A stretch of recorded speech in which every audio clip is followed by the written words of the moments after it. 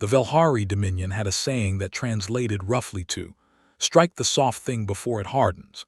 It was not a proverb about combat strategy, not exactly.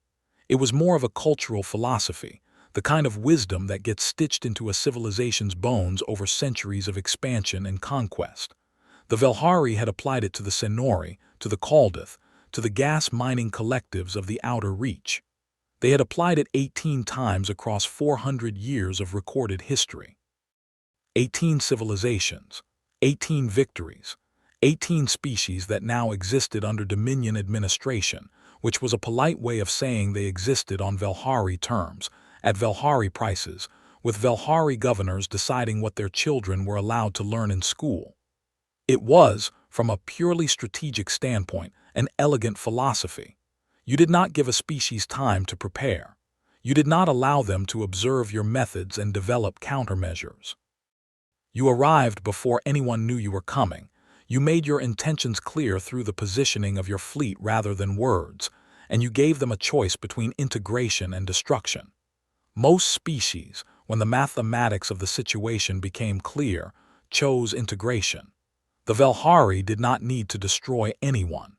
They simply needed to be present and overwhelming, and the species in question would do the rest themselves.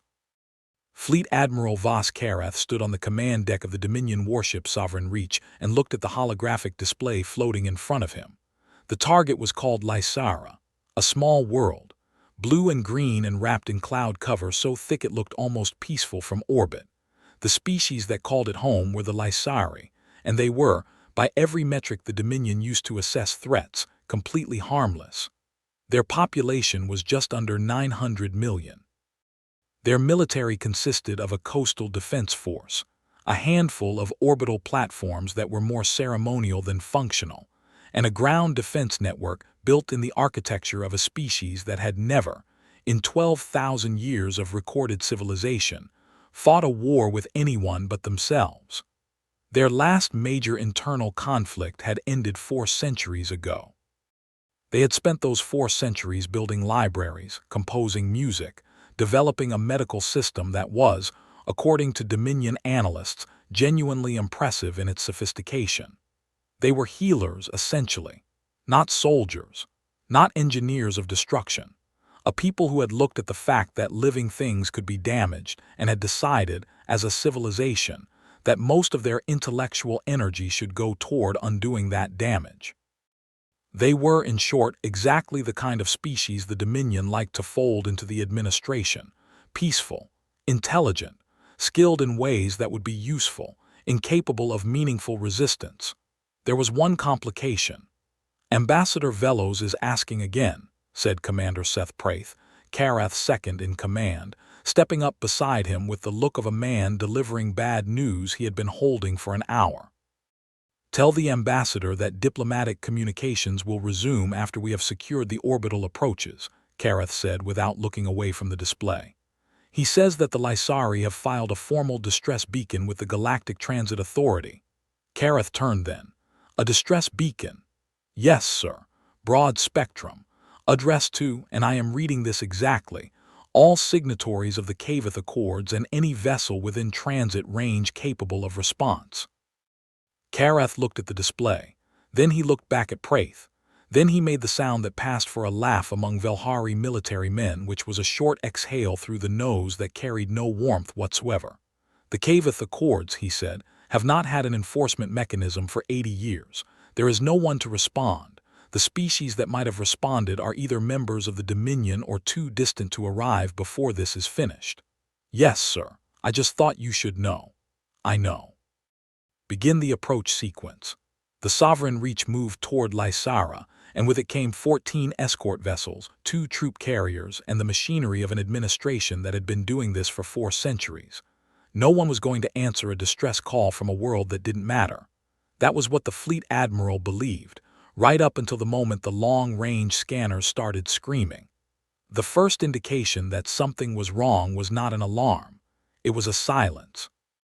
Sensor Officer Dellen Vaz had been at her station for 6 hours, and in those 6 hours she had maintained the kind of focused, professional attention that was expected of Dominion officers during an approach.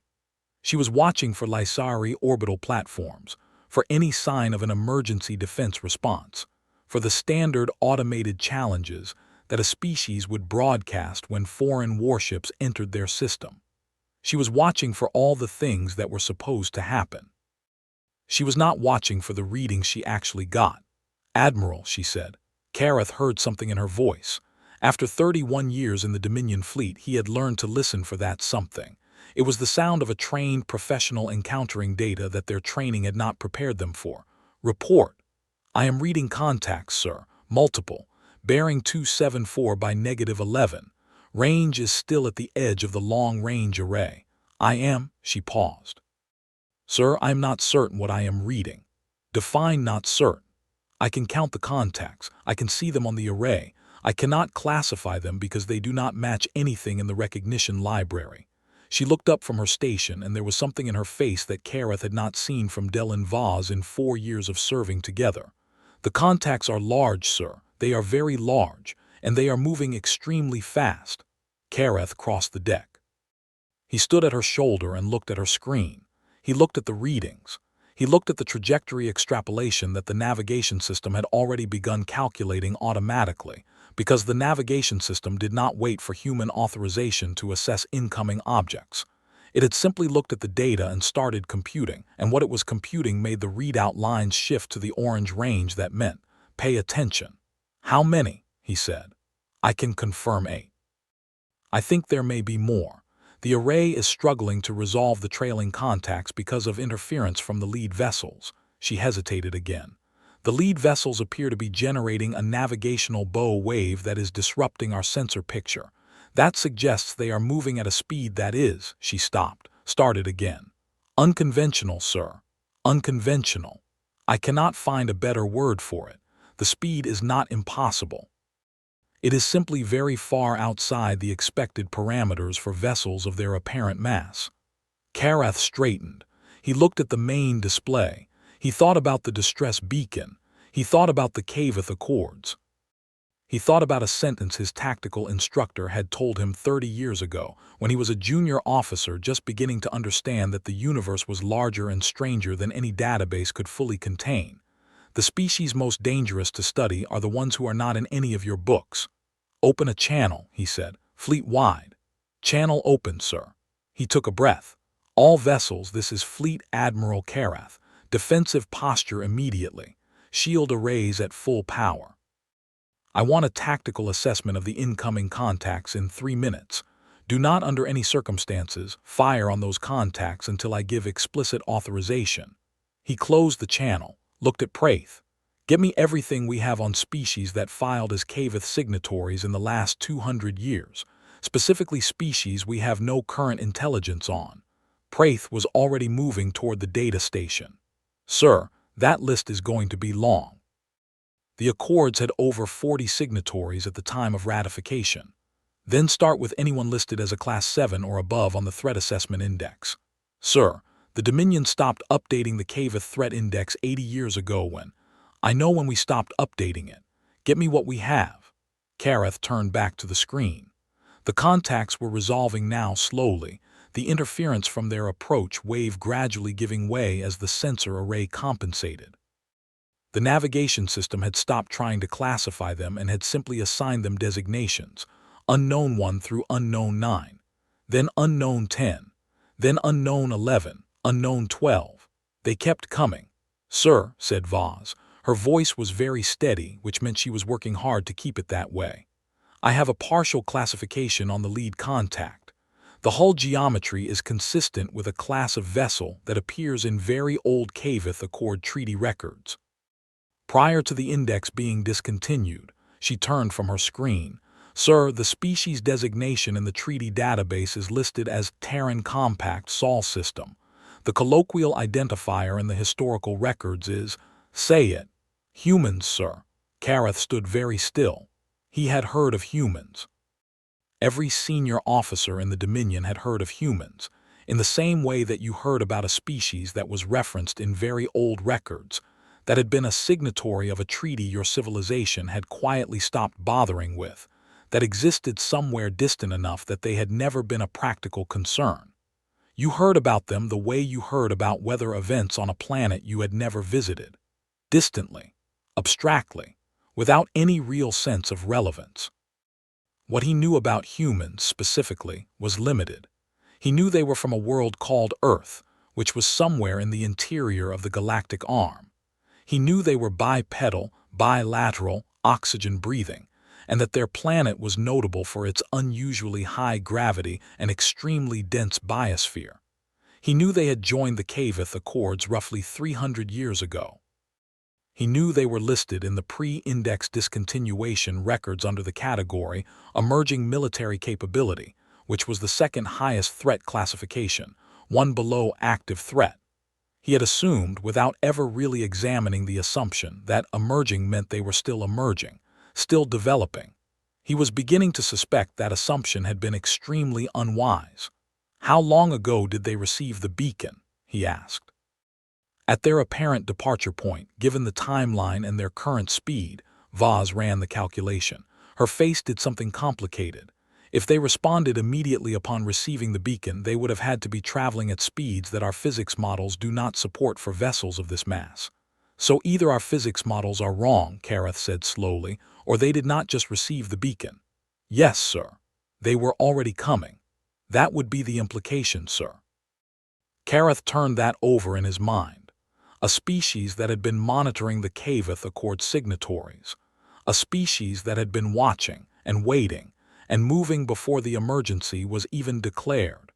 A species that had vessels of that size moving at speeds that didn't fit into the standard reference library. He thought about all the species the Dominion had assessed before their administrations began. He thought about the 19-point checklist that analysts used to determine if a target was safe to approach. He thought about all the data the Dominion had on the Lysari, which had told him they were harmless, which was still true. He had simply never asked if the Lysari had friends. That had never been a relevant question before. The Dominion's expansion targets had always been isolated, or their neighbors had been either also targeted or already administered. Nobody had had friends who showed up. Nobody had had, apparently, a 300-year-old mutual aid treaty that was still operational. Get me a communication line to those vessels, he said. Sir, they are already broadcasting. To us. To everyone, sir, broad spectrum. They have been broadcasting since they entered our sensor range. Vaz put it on the main speakers, static and then a voice, a human voice. It was calm. It was the specific kind of calm that comes not from the absence of emotion, but from the absolute certainty of purpose, from someone who has thought through every scenario in advance, and arrived at the moment of action already knowing exactly what they were going to do. It said in Dominion Standard, which meant they had been listening to Dominion communications long enough to learn the language. This is Captain Aaron Sato of the TCS Unyielding Promise, operating under Compact Emergency Charter 77 Alpha.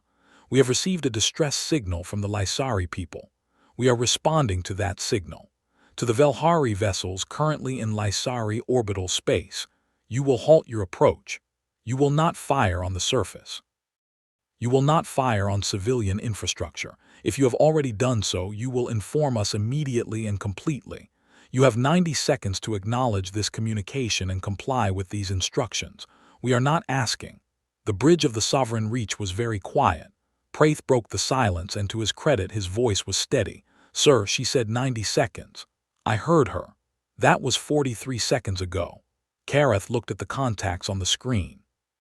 12 of them now fully resolved, moving in a formation he had never seen in 31 years of fleet experience. Not a standard attack formation which he would have recognized. Not a defensive spread. Something else entirely, something with a geometry that implied a logic he did not yet understand, but that his instincts, honed by 3 decades of tactical thinking, recognized as purposeful. These were not ships stumbling into position. These were ships executing a plan. He thought about the Velhari saying, strike the soft thing before it hardens. He thought about the fact that the Lysari had filed that beacon 9 hours ago. He thought about what that meant in terms of physics and distance and the speed at which those 12 contacts were traveling. He thought about a species that had been in transit before the beacon was even sent, which meant they had known, or suspected, or prepared for a moment like this one. He picked up the communication line. "Captain Sato," he said, "this is Fleet Admiral Vas Kareth of the Velhari Dominion. I am prepared to discuss terms." "Admiral," said the voice, and there was something in it now, something underneath the calm. It was not anger. Anger was a hot thing, reactive, imprecise. This was older than anger. It was the kind of resolve that takes generations to build. "There are no terms to discuss. There is only what happens next. What happens next is your decision, not mine." Kareth stared at the screen, at the 12 contacts, at the Lysari world behind him, blue and green and wrapped in clouds, 900 million people in shelters with no military worth speaking of, waiting to find out if the universe was going to be kind or cruel today. "I am ordering my fleet to stand down," he said. "Good, don't move them. We have not fired on the surface. I know, we have been watching your approach since you entered the system. If you had fired, this conversation would already be over." A pause, not a long one, barely a second, but it was a pause that carried weight. "Sit still, Admiral. We will be there shortly." The channel closed. Kareth turned to look at his bridge crew. Every face was turned toward him. Every face was waiting for something, for an explanation, for context, for the kind of framing that a senior officer was supposed to provide to give his crew a way to understand what had just happened. He didn't have one. "Hold position," he said. "Do not make any aggressive movements. Do not target the incoming vessels. Do not target the planet." He sat in his command chair. "And someone find me everything we have on the Terran compact. Everything. I don't care how old it is." Nobody moved for a moment. Then they moved because there was nothing else to do.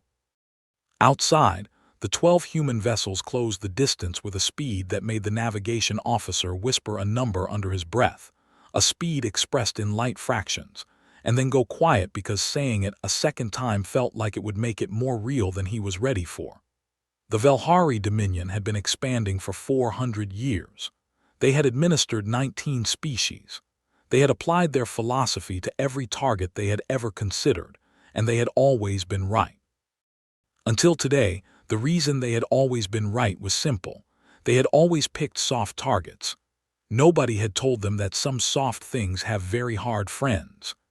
Captain Aaron Sato stood at the forward viewport of the unyielding promise and watched Lysara grow from a distant point of light to a globe wrapped in white clouds. Behind her, the bridge crew moved with the quiet efficiency of people who had done this before, who had rehearsed for exactly this, who had spent years in simulations and drills and tabletop scenarios, working through the variables of a response scenario like this one. She had commanded the unyielding promise for 6 years. She had responded to 3 compact emergency charters in that time.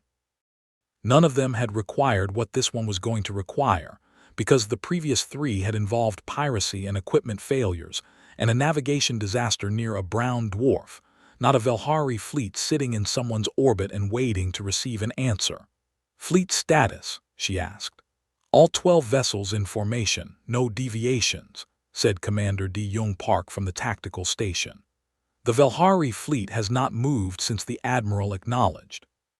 14 escort vessels, 2 troop carriers, all holding at the coordinates they were at when we hailed them. Surface status. No impacts detected anywhere on the surface. The Lysari orbital defense platforms are still functional, all 4 of them." His tone was careful. "Captain, the platforms are essentially ceremonial. They would not have held for more than a few minutes against a full Velhari approach." "I know." She kept looking at the planet. "They were never going to defend themselves with weapons. They filed the beacon because they knew someone might respond. They bought themselves time by being willing to ask." "It worked." "It worked," she agreed. She thought about the Lysari, a species she had read about extensively in the intelligence briefings on the way here.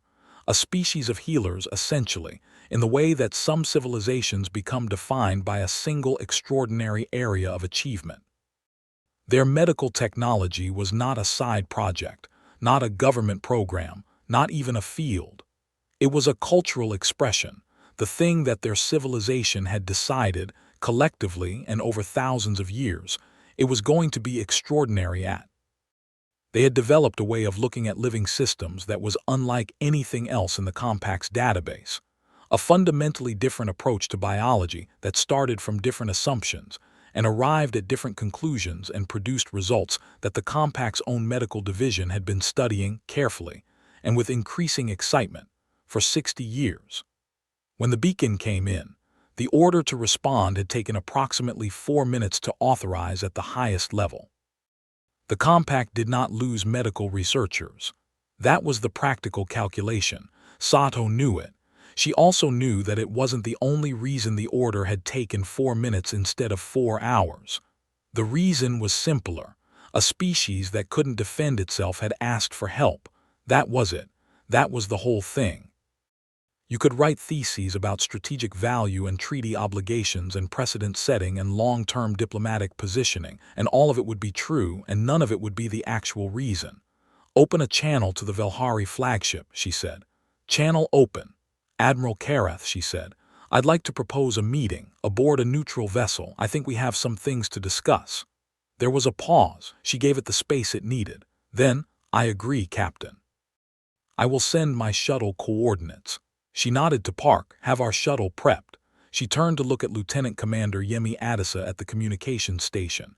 And get me a line to the Lysari surface. I want to speak to whoever their government has sent to the communications center. One moment. Adisa worked the panel. Captain, I have a Lysari official. Her name is Speaker Talon Vaz. She has been at the communications center since the beacon was filed. Put her through. The voice that came through was not what Sato had expected. It was composed. Not calm in the way that people were calm when nothing was wrong, but calm in the way that people were calm when they had done the thing they could do and were now waiting to find out if it was enough, when there was nothing left but stillness and the slow passage of time. Captain, said Speaker Vaz, we received your broadcast.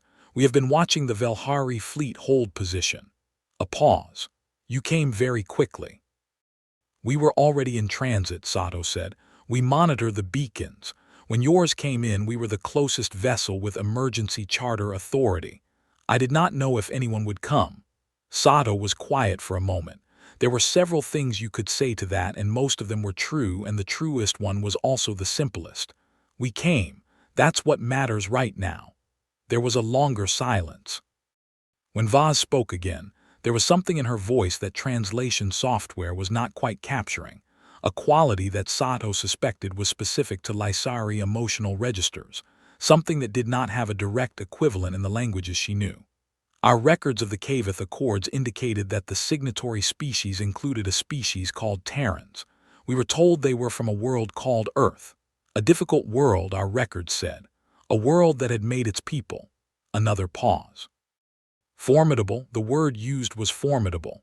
Our world is a little rough, yes, Sato said. Nothing wrong with it, though. We like it. I have been sitting in this communication center for 9 hours, Captain. I told my people to shelter in place. I told them the beacon had been sent and we had to wait. Some of them believed me. Some did not. Her voice stayed steady through this, and Sato heard what that steadiness cost. I believed you would come because the Kavith Accord said you would, and because our scholars who have spoken with Terran researchers told me that Terrans do not ignore that kind of thing. They were right about us, Sato said. We don't. We're here now, Speaker. Let us handle what comes next. She closed the channel, looked at the viewport. Lysara turned slowly below her, blue and green and peaceful, carrying 900 million people who were waiting in shelters and schools and underground chambers, not knowing yet that the thing they had been afraid of was not going to happen today. Nobody was going to touch it. Not today. She was going to make sure of that. Shuttle's ready, Captain, said Park. Good. Let's go have a conversation with an admiral. She walked toward the shuttle bay. The meeting was held on a courier vessel called the Meridian Claws, which belonged to a neutral trading collective and had been pressed into service as a meeting ground because it was the only ship within range that neither party had any interest in blowing up. The captain of the Meridian Claws, a 4-armed being named Osuk, who had been hauling freight along this transit corridor for 20 years and had accumulated, through those 20 years, a comprehensive philosophy about not getting involved in things that were bigger than he was, had greeted the news that his ship was being used for a diplomatic crisis intervention with the specific resignation of a person who had seen too many strange things to be properly surprised by any of them. He had served tea.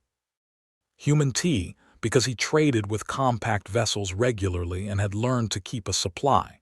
He had no idea if Velhari drank tea.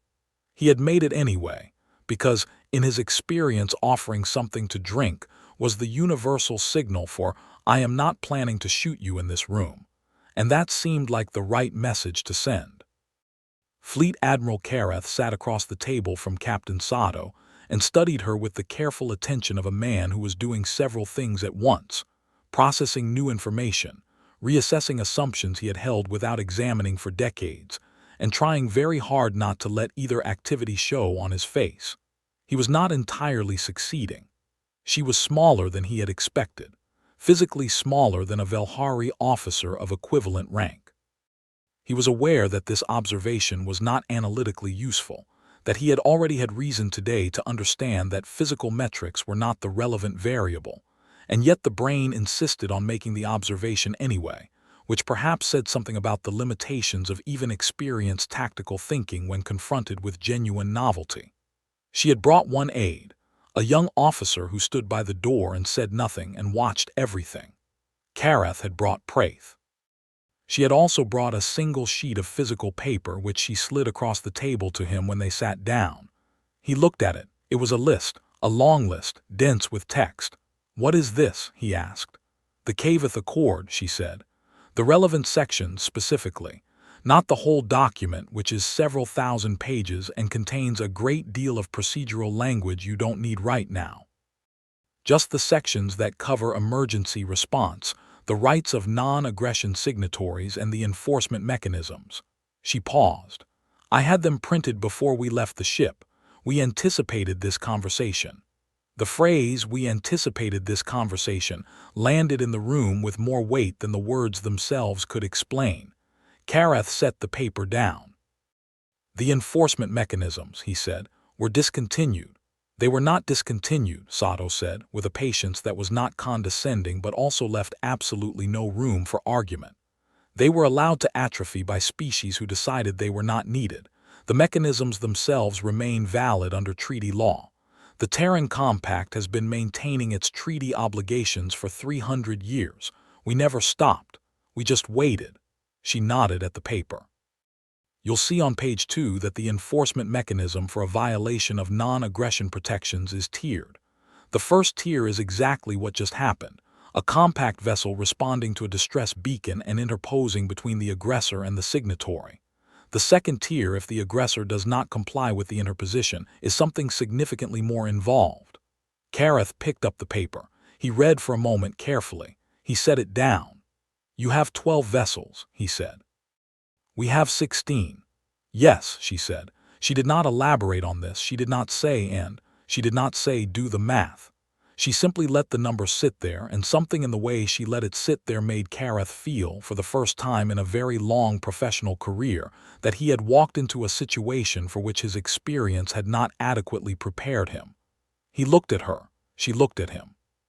The table between them held 2 cups of tea and a sheet of paper and the considerable weight of 4 centuries of his civilization's assumptions encountering, for the first time, something that did not accommodate those assumptions.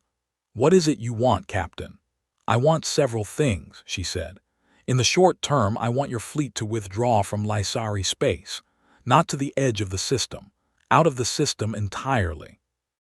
I want the withdrawal logged with the Galactic Transit Authority under the Caveth protocols, which means it will be on record and will stand as precedent." She paused, not because she was uncertain, because she was making sure he was following. "In the medium term, I want a compact observer present at any future Dominion diplomatic contact with Lysari, not to interfere with legitimate negotiation, not to act as a veto. To ensure that the process is consistent with the accord and that any agreement reached is genuinely mutual." Another pause. "And in the long term." "Yes," he said. "The long term." Sato folded her hands on the table. She looked at him with an expression that was, he realized, the expression of someone who had thought about this conversation for a very long time, possibly her whole career. Possibly since she had been a junior officer reading old treaty documents and thinking about what they would mean when the moment finally came. In the long term, she said, I want the Velhari Dominion to understand something. I want you to understand it clearly and take it back to your government and make sure that everyone who makes decisions about expansion policy understands it too. She paused. We have been watching for a very long time. We are aware of the 19 civilizations currently under Dominion administration.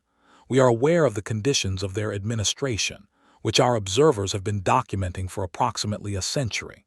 We have been tracking Dominion expansion for roughly 200 years, which is when we first began receiving your long-range communications and started paying attention.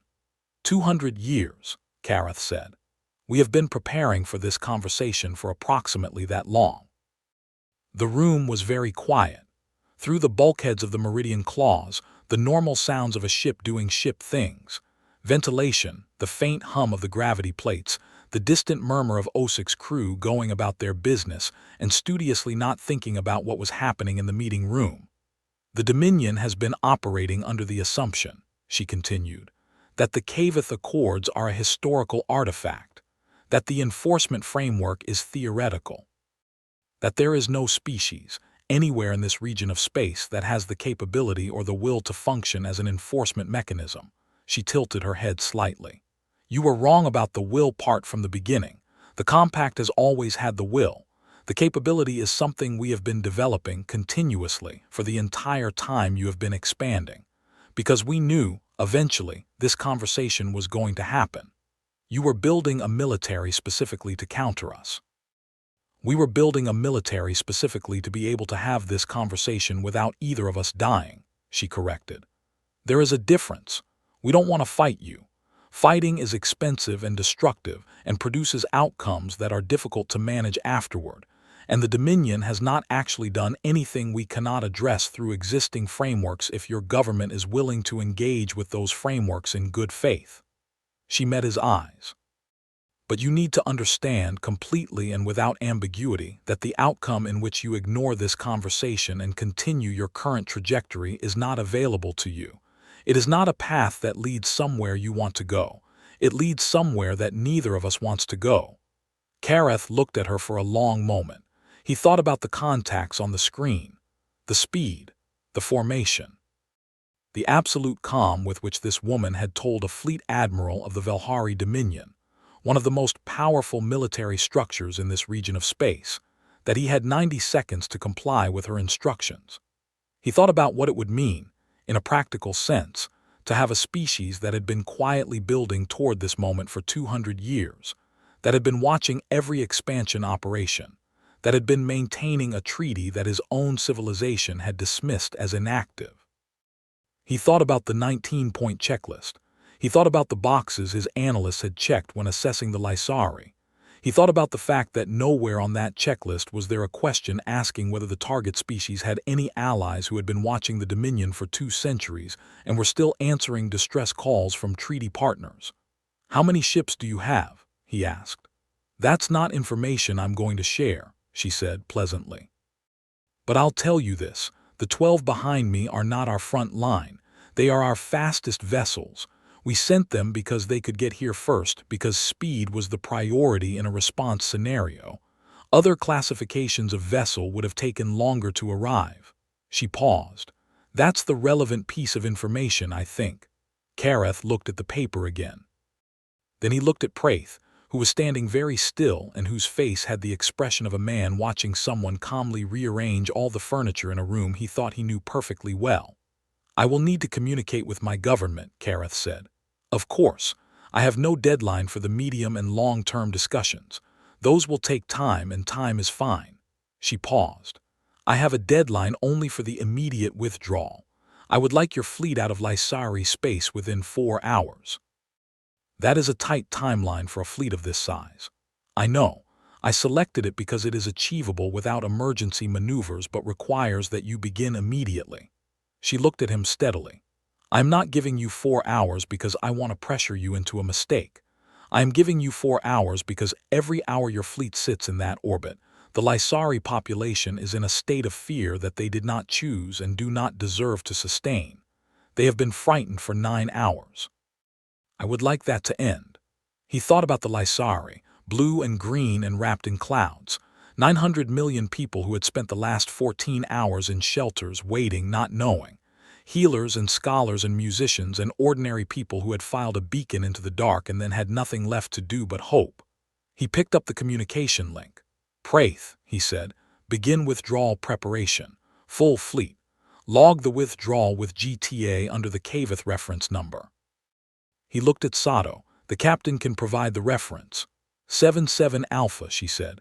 Thank you, Admiral. He nodded. It was a small nod. The nod of a man who was doing the right thing and was not entirely sure how he felt about the fact that it had taken an outside force to clarify what the right thing was. Sato picked up her tea, which had gone cold during the conversation. She drank it anyway. You drank the tea. That was the thing about this kind of work. You took the small comforts where they were offered, even when they were lukewarm. Admiral, she said, I want you to know that I am not your enemy. The compact is not your enemy. We have no interest in administering anyone. We have no interest in your territory, your resources, or your political structure. What do you have an interest in? She thought about it. Not because she didn't know the answer, because she wanted to give him the real answer rather than the official one. We have an interest in the Cavith Accords being more than a document. We have an interest in species like the Lysari being able to exist without having to fight for the right to exist. We have an interest in a region of space where the fact that a species is peaceful and not heavily armed does not make them a target. She set the cup down. That is all it is. It sounds simple because it is simple. We just have been willing to build the capability required to back it up. You are asking my government to change 400 years of policy, he said.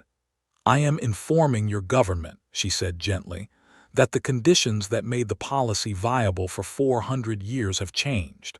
What your government does with that information is your government's decision. We will be here regardless. That will also not change.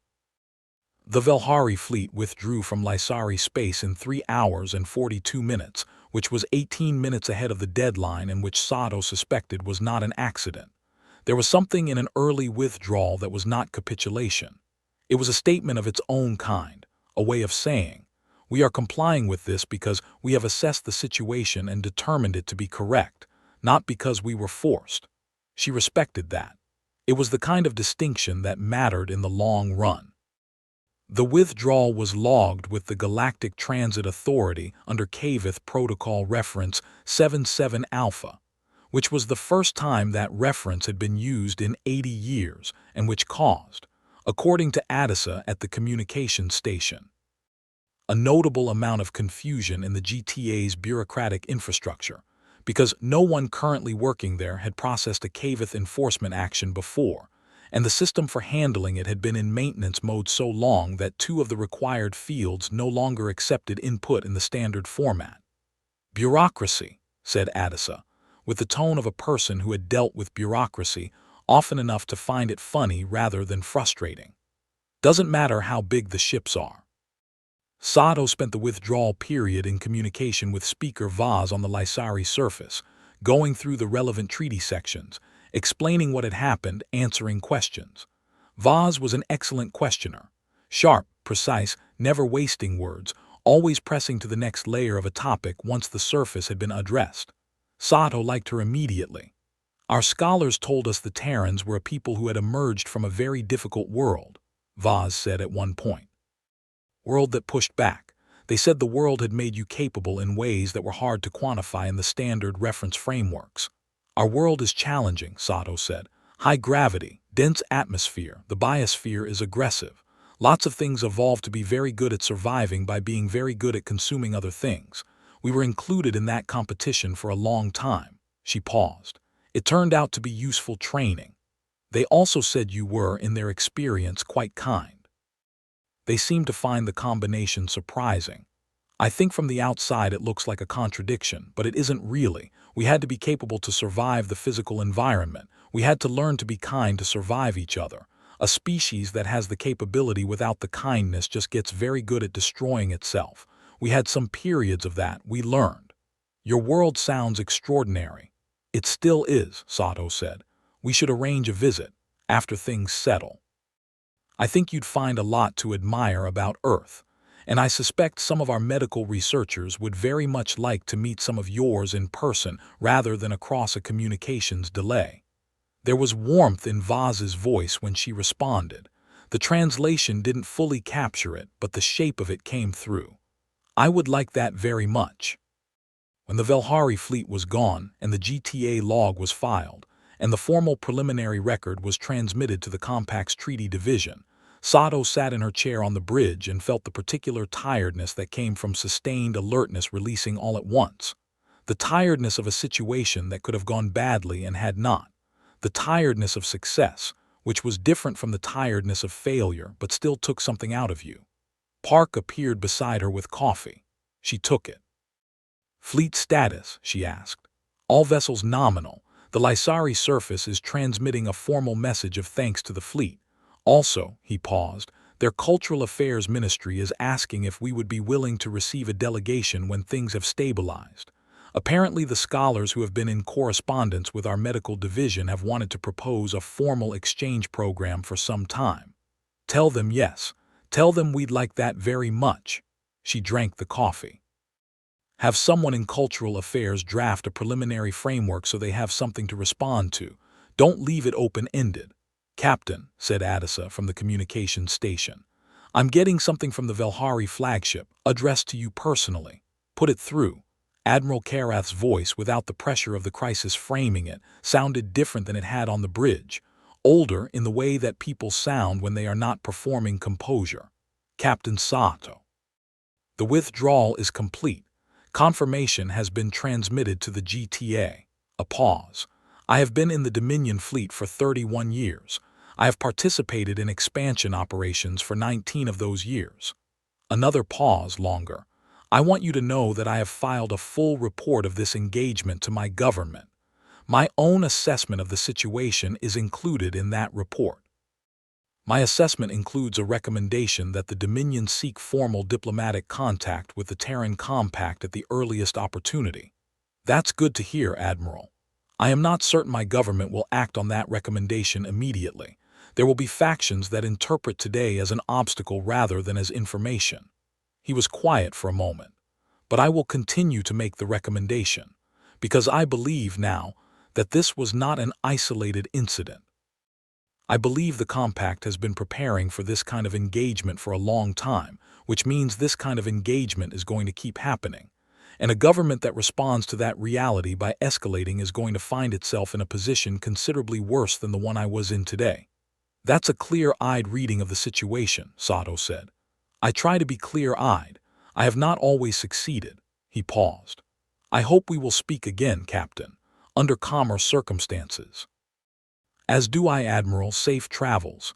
The channel closed. Park came to stand beside her. He was quiet for a moment, the way he was quiet when he had a thought that he wanted to give proper weight before saying it.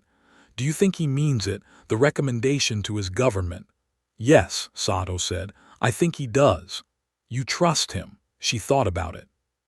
I trust that he encountered something today that didn't fit his model of the world and that he was honest enough to update the model rather than dismiss what he encountered. That's the kind of person who says things and means them. She looked out the viewport. Whether his government listens to him is a different question. And if they don't, then we'll be here, she said. The Lysari will still be a Kavith signatory. The treaty will still be valid. The next time something like this happens, the Compact will respond. And the time after that, she paused. This is the kind of thing that only works if you're consistent about it. One response means nothing. Two is a pattern. 100 years of responses means the universe has changed. She stood up from her chair, stretched. The tiredness was settling in properly now, the comfortable tiredness of the end of a long day that had gone the right way. Get me a secure line to the Compact Command Council, she said. I need to file my own report.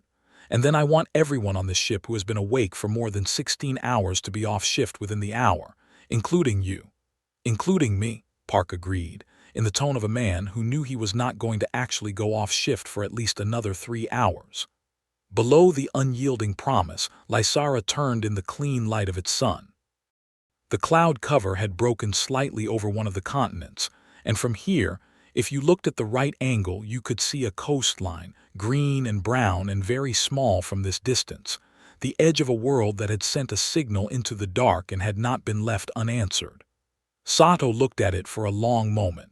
She thought about Earth, about the gravity that had shaped the human skeleton over millions of years, the skeleton that she carried with her everywhere she went, the bones that had been built by a world that did not make things easy. She thought about the history she had been taught as a child, the long and complicated and sometimes brutal story of a species learning what it wanted to be, the wars and the reconciliations and the long, painful process of deciding that capable and kind were not opposites but complements. She thought about the day, roughly 300 years ago, when the Terran Compact had ratified the Cavith Accords and had made a commitment that the species then and every generation since had continued to honor. The commitment was not complicated. It was not full of conditions and caveats and diplomatic escape clauses. It said simply that if a species that could not protect itself called for help and the Compact could respond, the Compact would respond. That was it. That was the whole commitment. It had taken 2 centuries of preparation to make that commitment meaningful rather than symbolic. 2 centuries of shipbuilding and training and intelligence gathering and waiting. The long, patient work of making sure that the next time a distress beacon came in from a world that didn't have the capacity to defend itself, there would be something to answer it. The Velhari had a saying about soft things and hardening. Sato thought they were not wrong, that it was good strategy. It was excellent strategy for a specific set of conditions, specifically the conditions that had existed for the last 400 years, when the universe around them had not contained anything that kept track of what they were doing and maintained the means to do something about it. Those conditions no longer existed. They had not existed for a long time. The Velhari had simply not known, because the Compact had not made a point of advertising itself. You did not win the long game by announcing that you were playing it. She turned from the viewport. "Let's get that report filed," she said, "and someone tell the Lysari Communications Center that they can stand down from emergency protocols. Tell Speaker Vaz specifically. She has been in that center for over 14 hours. "Already done," said Adisa. She sent a response. What did she say? Adisa checked his screen. His expression did something quiet and genuine. She said, "We will not forget this. Please tell the captain thank you." Sato was quiet for a moment. "Tell her," she said, "that this is what the Accords are for. Tell her that we were always going to be here."